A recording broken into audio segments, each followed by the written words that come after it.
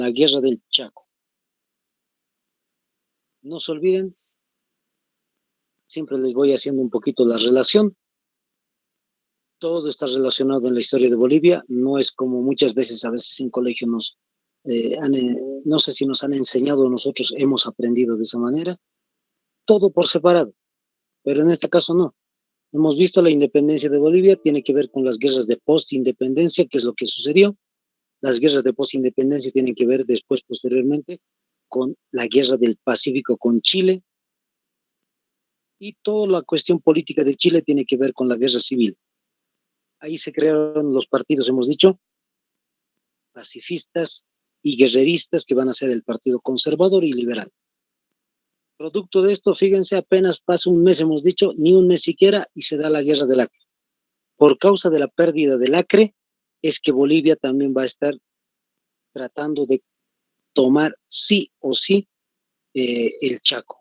¿A qué me refiero? Un detallito interesante es que perdimos el territorio del Acre y no vamos a querer perder nuevamente otra guerra con otro país, con otro vecino. Y entonces Bolivia se va a empecinar un poquito con tratar de vencer al Paraguay, que es inferior en tamaño geográfico, que es inferior en tamaño de habitantes y en cuestiones económicas también. Ahí está la fecha, Guerra del Chaco, 15 de junio del 32 al 12 de junio del 35.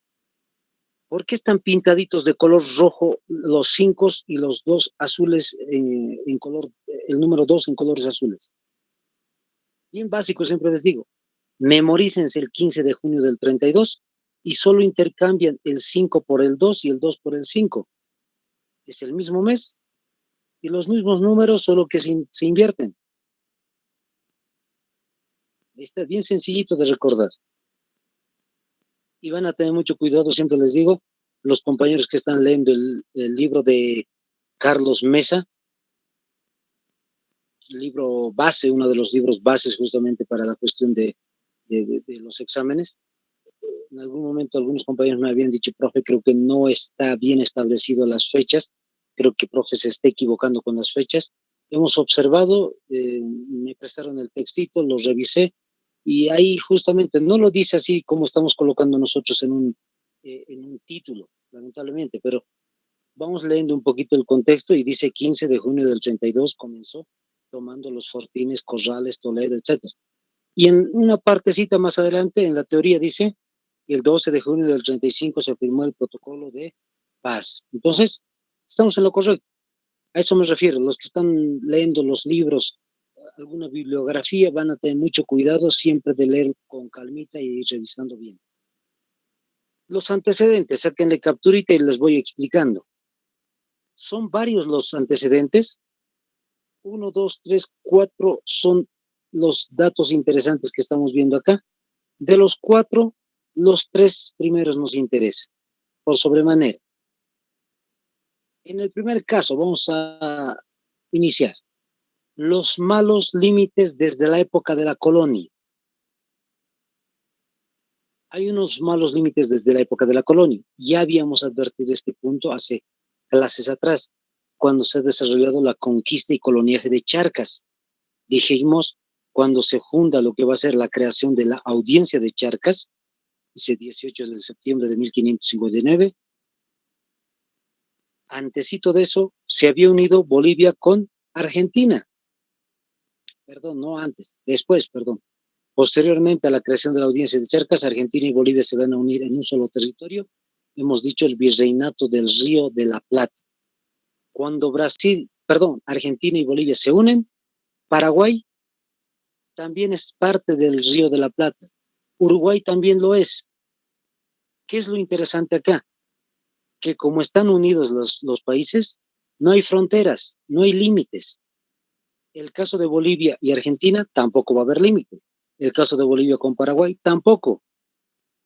Entonces, lo que va a suceder es acá que cuando se independiza cada uno de los países, Argentina se independiza, Bolivia, luego Paraguay, luego Uruguay. Lo lamentable es que no sabemos dónde termina y dónde acaba cada uno de los países. Ese es el problema. Entonces, ese es el detallito lamentable. Entonces, no hay fronteras específicas. Ese es el primer problema que tenemos. El segundo problema, ¿qué dice? Como ya tienen y pueden leerlo, desde esos años 1884 al 1907, Bolivia y Paraguay se habían encontrado constantemente en reuniones bilaterales entre los dos países para tratar de ver los límites exactos de los dos países. No va a haber posibilidad de firmar ningún acuerdo. En otras palabras, no hay ningún tratado de límites entre Paraguay y Bolivia. Paraguay decía, mi frontera es más al norte. Bolivia decía, es más al sur mi frontera. Y al final de cuentas no quedaron ninguno de los dos de acuerdo. Tercer punto, mejor dicho, supuesta existencia de petróleo. Como están viendo en el dibujito, si lo amplían fácilmente, no sé si se nota la ampliación, fíjense, ahí están los sectores justamente, unos 4 puntos ahí, cerca del Chaco, que son pozos petroleros en realidad. Y los pozos petroleros ya habían existido en Bolivia y se estaban justamente extrayendo petróleo. La empresa que va a trabajar para Bolivia es una empresa de Estados Unidos, la Standard Oil Company. Entonces, anótense, la Standard con S directamente, no con la letra E. Está en inglés, ¿no ve? Standard, S-T-A, clarito se nota, ¿no? Standard Oil Company, O-I-L, Standard O-I-L, ¿no ve? Oil Company, con Y de yoyo al final. Entonces, esta empresa estaba trabajando en Bolivia y es esta empresa la que va a decir, posiblemente hay petróleo en el Chaco. Al haber dicho que hay posiblemente petróleo en el Chaco, ahí comenzó el problema para los dos países. Como no había límites, Paraguay ahora quiere tener la gran parte del Chaco porque ahí hay petróleo.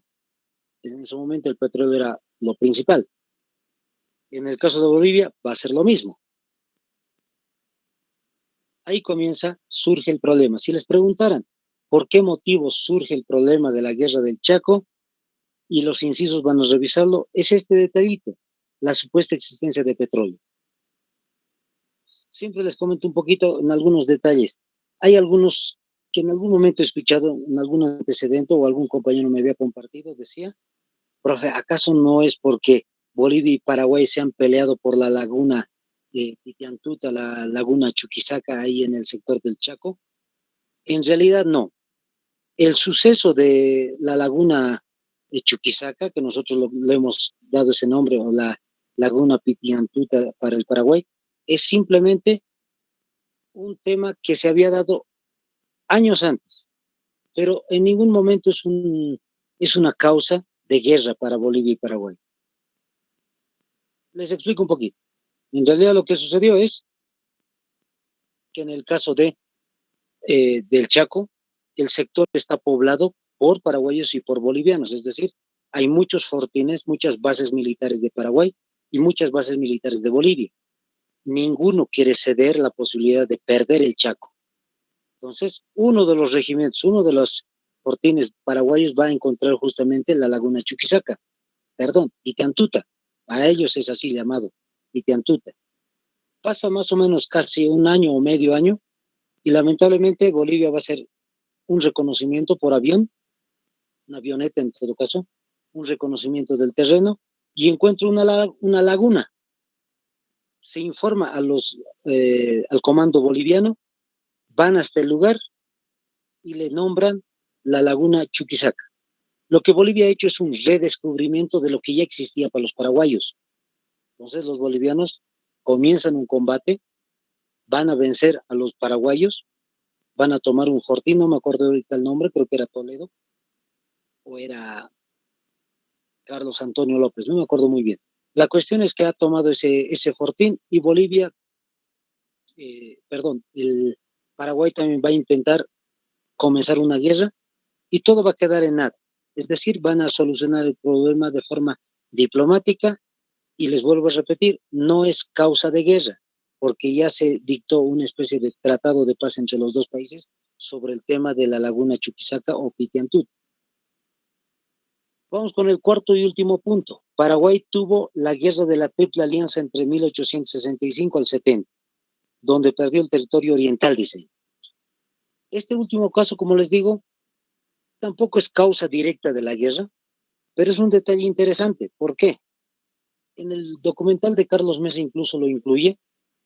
Dice, Paraguay había perdido este territorio y a partir de la pérdida de su territorio, el Paraguay, van a cambiar de mentalidad. Es decir, los paraguayos a partir de esa guerra dicen, nunca más debemos perder un territorio.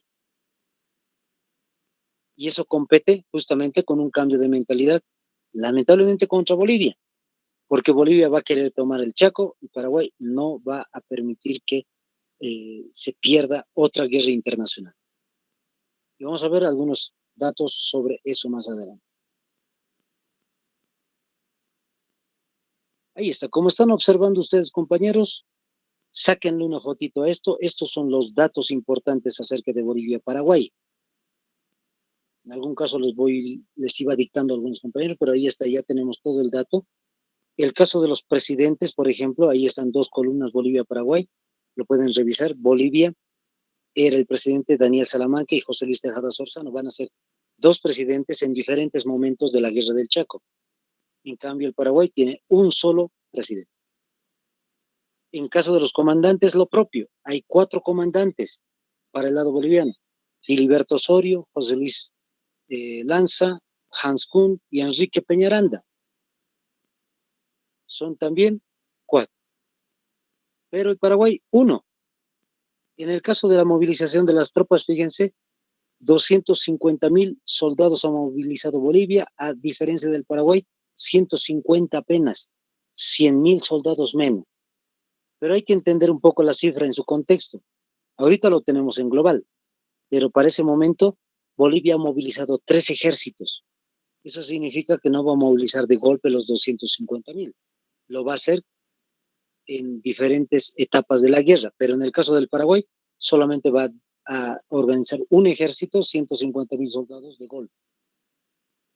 Las bajas también tienen que ver con lo mismo. Muchas por parte de Bolivia, 60,000, y por parte del Paraguay, 30,000.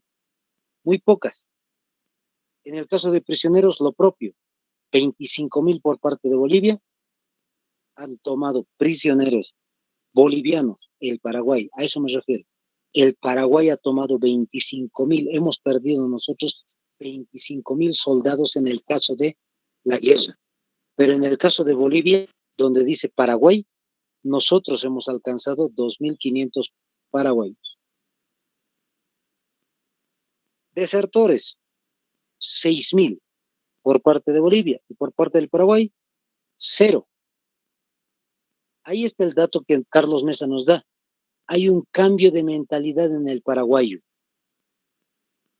Es decir, tratan siempre de vencer a Bolivia. En el caso de Bolivia, 6,000 desertores. Ahora no hay que sentirse mal, siempre les digo, hay que ver siempre el contexto histórico, compañeros.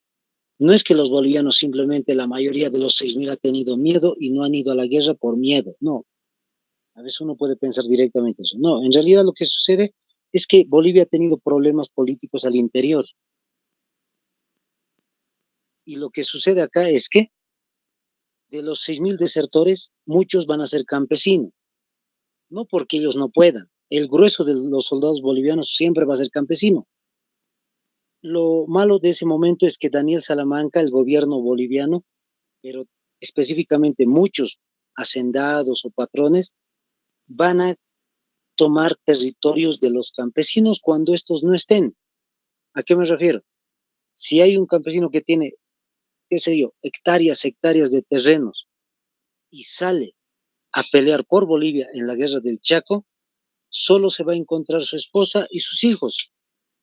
Los hacendados, los patrones, los terratenientes llegan al lugar, le quitan a la mujer y a los hijos el terreno y ahora el terreno pasa a ser de los patrones. Cuando los soldados bolivianos retornen a su lugar de origen, no tienen terrenos. Ese es el problema de por qué muchos desertores han existido en la guerra del Chaco. Listo. Ahí está, esos son los antecedentes. Vamos con el caso del inicio de la guerra. 15 de junio del año 1932 ya dijimos también 12 de junio del año 35. En el inicio de la guerra, lo que quiero destacar es, anótense, al presidente Daniel Salamanca. Daniel Salamanca, al ser candidato todavía para ser presidente de Bolivia, ojo, candidato, él había tratado de ser presidente con un eslogan político. Y este eslogan político es justamente un eslogan que ha pasado a la historia. Anótense, entre comillas, la frase famosa de Daniel Salamanca. Hay que pisar fuerte en el Chaco. Hay que pisar fuerte en el Chaco. Les vuelvo a repetir, hay que pisar fuerte en el Chaco. Esa frase famosa, ese eslogan político para ser presidente de Bolivia, fue muy positivo para Daniel Salamanca porque llegó a ser presidente de Bolivia. ¿Qué es lo que nos está diciendo con hay que pisar fuerte en el Chaco? Que si se debe hacer una guerra, entonces lo van a hacer. Por lo menos la visión de Daniel Salamanca es esa. Si hay que utilizar la fuerza para tener el Chaco, lo va a hacer. Y lo hizo. Ahí está. Ahora sí, anótense, sáquenle capturita. 15 de junio del 32, Bolivia va a comenzar la guerra, fíjense, va a tomar los fortines del Paraguay. Para que no haya dudas, hemos dicho los fortines son bases militares avanzadas, un pequeño cuartel, si quieren ustedes, al interior del Chaco. Bolivia los tenía, Paraguay los tenía. En el caso del Paraguay, Bolivia va a tomar, fíjense, Carlos Antonio López, el 15 de junio del 32. Con eso comenzó todo el conflicto de la guerra del Chaco. Bolivia inició todo. Les voy explicando a medida que vayamos viendo estos puntos. Fíjense, 15 de junio habíamos dicho. A partir del 15 de junio, los bolivianos comienzan la guerra, pero el Paraguay lo que va a comenzar el 15 de junio para adelante es los documentos para tratar de solucionar el problema de forma diplomática. De forma diplomática, les vuelvo a repetir. Paraguay lo que está haciendo, tratando de una guerra internacional con Bolivia. Ahora, esto siempre les digo, es aparente. Es decir, no es verdad. Paraguay está tratando de distraer a Bolivia. Mientras Bolivia ha tomado Carlos Antonio López, Paraguay lo que está haciendo es hacer tiempo para que las armas de Europa lleguen a Paraguay. Van a llegar por el lado brasileño. Entonces están esperando mucho.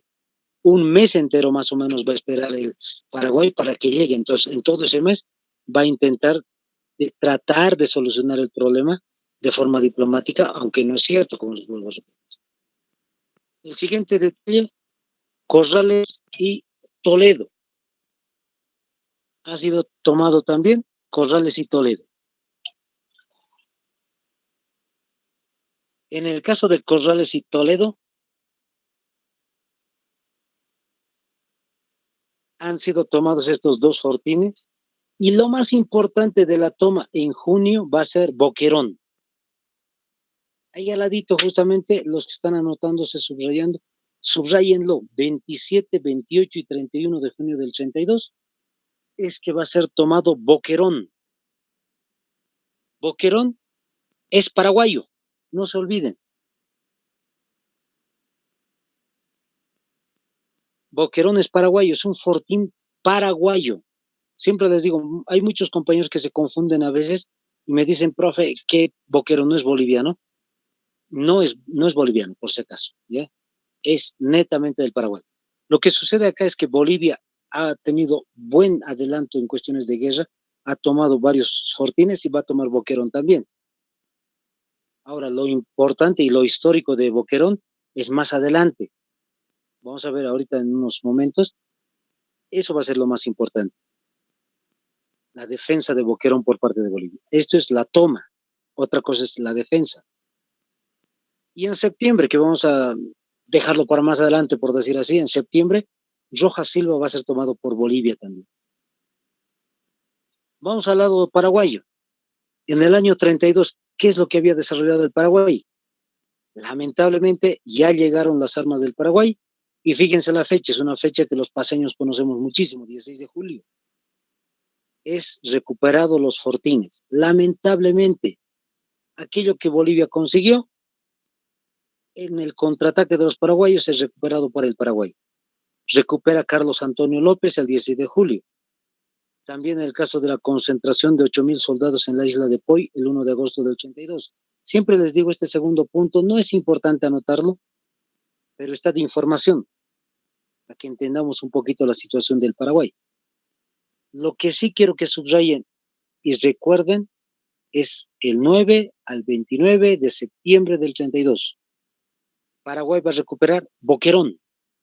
Ahí es lo que nosotros hemos dicho, la defensa de Boquerón. No se olviden, defensa de Boquerón. Entonces, Paraguay va a recuperar Boquerón en 20 días, del 9 al 29 de septiembre, en 20 días recupera Boquerón.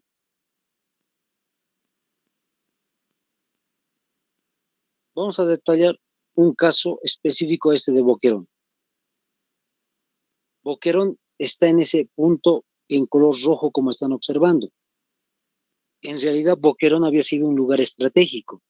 Es un punto clave porque es una especie de cruce de caminos.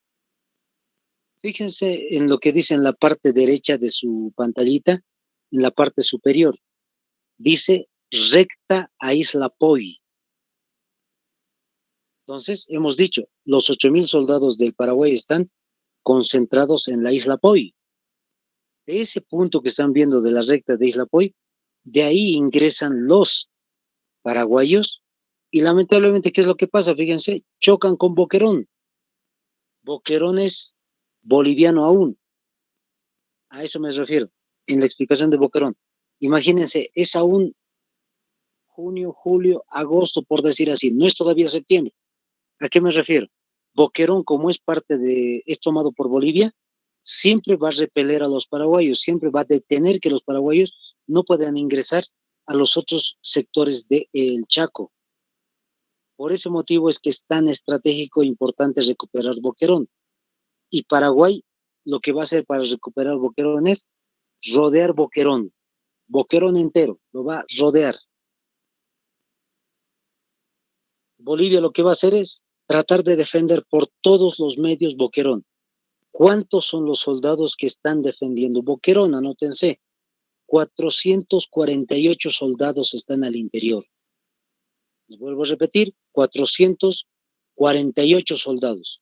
Fíjense, con 448 soldados está defendiendo Boquerón, Bolivia. ¿Quién es el personaje clave? Manuel Marzana. Él es el comandante. Manuel Marzana, con Z. Marzana. Un título, ¿no ve? Manuel Marzana. Ahora, en el caso del Paraguay, ¿qué es lo que sucede? Por cifras del Paraguay, se dice que alrededor de Boquerón ha estado como 11.000, e incluso algunos dicen 11.500 soldados del Paraguay. 11.000 a 11.500 paraguayos.